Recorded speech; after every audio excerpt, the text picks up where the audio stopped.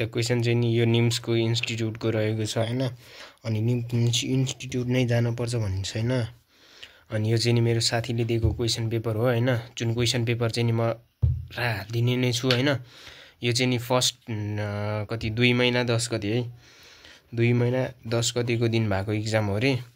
अनि यो 2 महिना 10 गते डेट रहेछ। फुल मार्क्स 200, टाइम 3 आवर। यसको एन्सर सहित राखिदिएको छ मैले हैन। त्यो चाहिँ चेक गर्न सक्छौ। यदि निम्स भिजिट गर्दैछौ भने भिजिट नगर्दा नि हुन्छ हैन। अनि त्यही हो।